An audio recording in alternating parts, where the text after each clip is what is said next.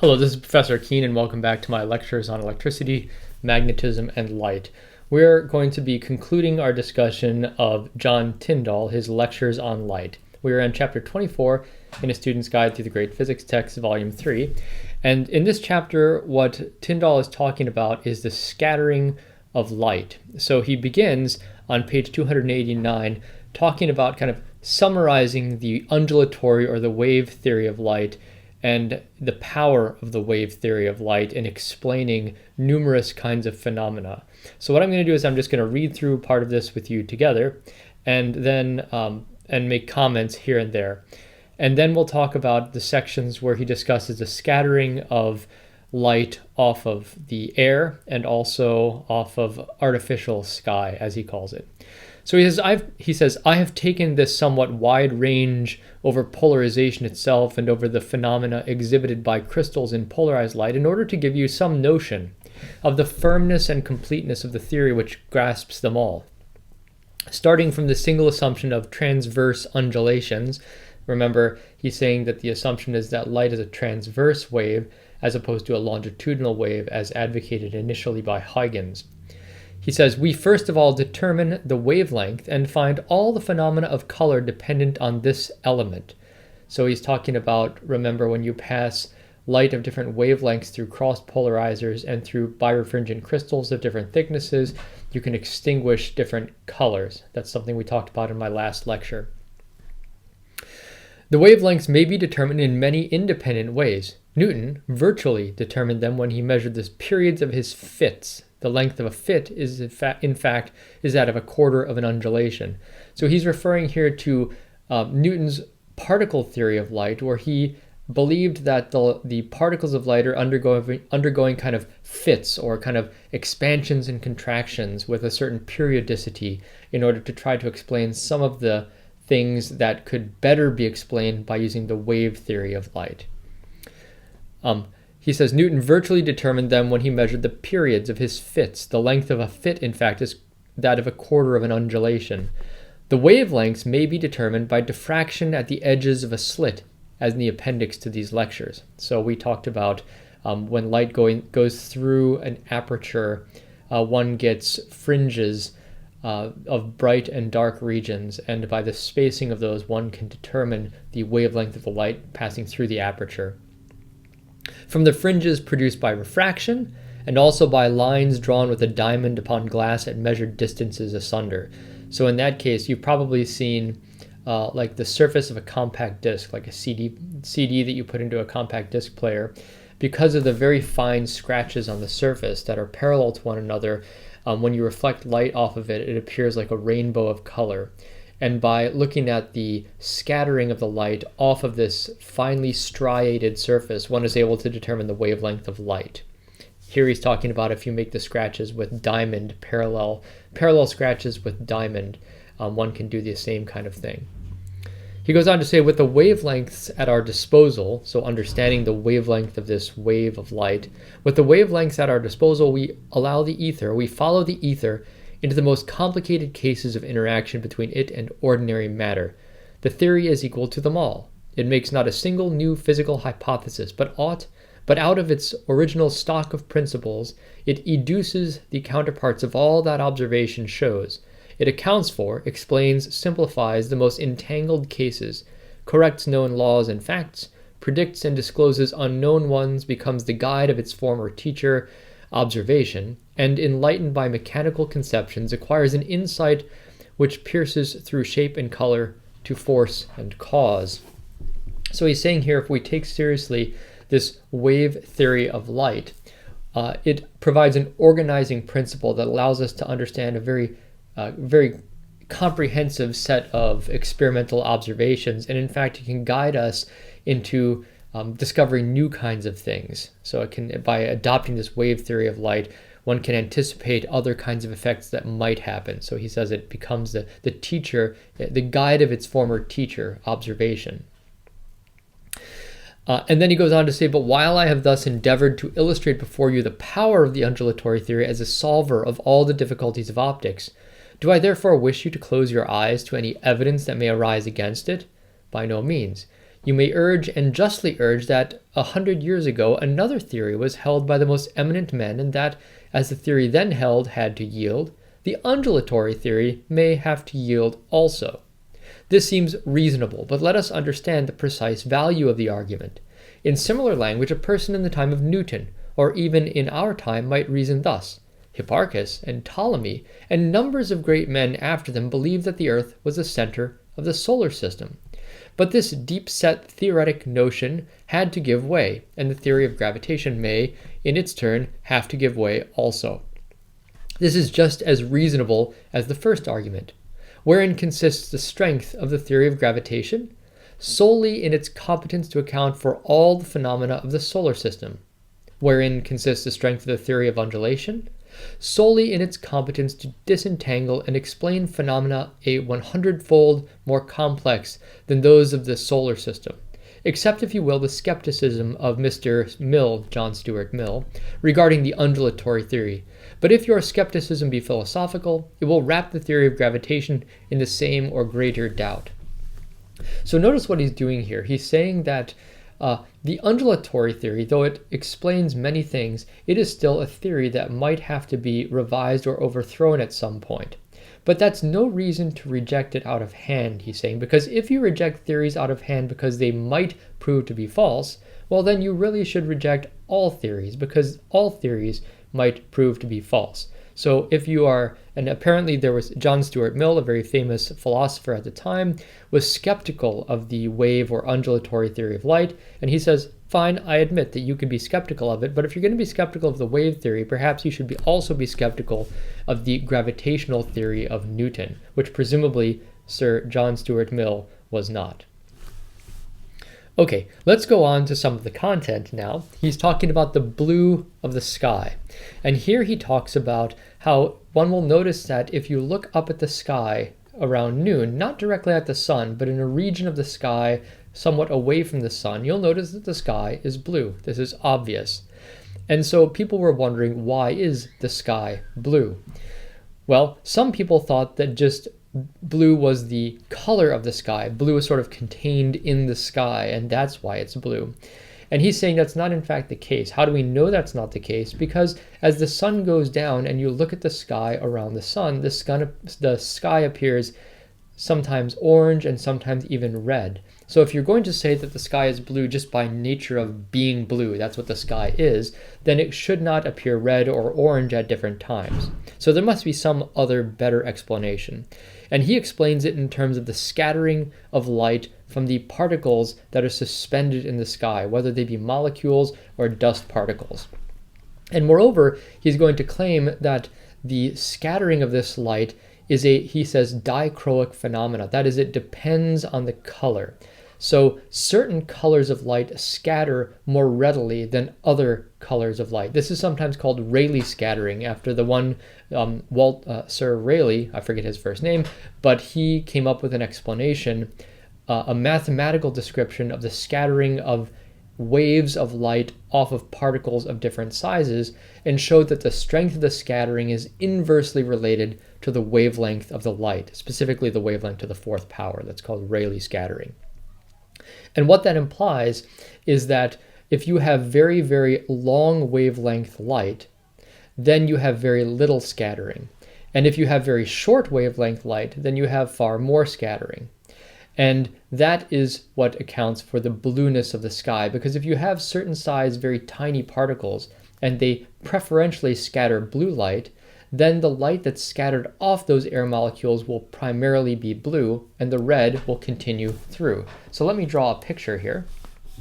So suppose that we have the Earth right here, and we have the atmosphere around the Earth in this region out here. Here's the atmosphere. And let's suppose you are standing right here. Let me make the atmosphere a little bit thicker, just so it's easier to illustrate what's going on. So here, this region is the atmosphere around the Earth. And let's suppose that the sun is over here. Okay. And the sun is emitting light, and the light consists of all different colors. So it's really, I'm drawing it as a yellow beam, but you have to think about that as pretty close to being white light. That is, it contains all the colors. Now, when those light rays strike the atmosphere, this atmosphere right here, what is going to happen, he says, is that the red light is going to continue through, like this. And the blue light is scattered off the particles in the atmosphere in different directions. And so if you were standing right below it and you look directly overhead at the sky, it would appear blue to you, not because the sky itself is blue, but because the light that is of a blue wavelength, the shorter wavelength light, is scattered more readily from the particles than the red light is. And that's why the sky above your head is blue. Now, what happens as the sun is setting, that is, it gets lower in the sky? Well, you'll notice that the rays of light that are coming to you, if you're kind of looking at the sunset, what happens is that, once again, the blue light is scattered away, like this.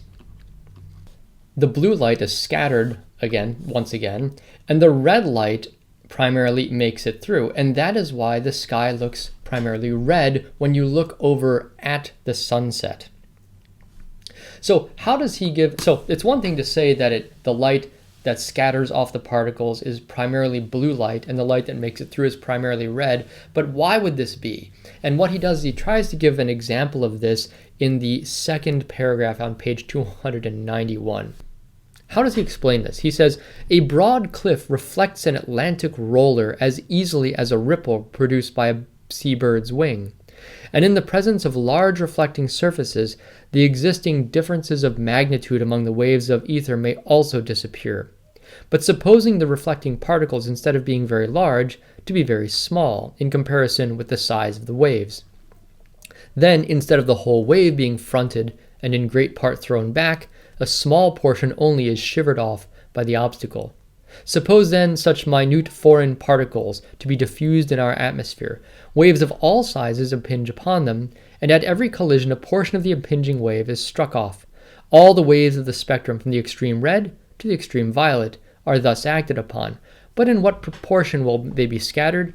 Largeness is a thing of relation, and the smaller the wave, the greater is the relative size of any particle on which the wave impinges, and the greater also the relative reflection. A small pebble placed in the way of the ring ripples produced by heavy raindrops on a tranquil pond will throw back a large fraction of each ripple incident upon it, while the fractional part of a larger wave thrown back by the same pebble might be infinitesimal. So he's basically saying here that if you think about water waves, think about the surface of a pond. If you have a small rock sticking out of the surface of a pond, and you have very large waves that are incident upon it, very large waves incident, they're basically going to make it past that pebble very readily because that pebble is going to be unable to scatter those enormous waves. But if, on the other hand, you have very small waves, very short wavelength waves, he says these will tend to be reflected off it more easily because for this small pebble, the waves are about the same size as the pebble. So there's a preferential scattering of the short wavelength waves and a transmission of the long wavelength waves. So that's the explanation that he provides. Once again, he's not providing a mathematical explanation here. He's trying to present a plausible way of understanding this. It's really the work of Rayleigh that was the mathematical approach to this that provided a more rigorous treatment of the scattering of waves off of obstacles. Okay, the blue of the sky. Let's go on to the next section, and let me see. Oh, by the way, there's something else that's interesting on page 292.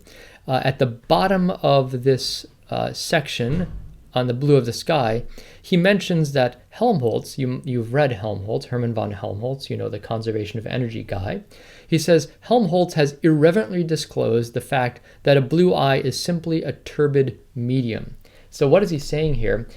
So some people's eyes are brown or green because there's a pigmentation in your eye that your body produces that is brown or green. But there is no pigmentation in your body that is blue. Your body does not produce blue colors. So why is it that some people's eyes are blue? Well, this theory of scattering off of tiny particles provides the explanation, according to Tyndall and Helmholtz. Because if white light, lands on your eye, and your eye, in the iris of your eye, there are tiny suspended particles, and you don't have any kind of pigmentation in your eye, then those tiny suspended particles will preferentially scatter the blue light, and your eye will appear blue to someone who is looking at them.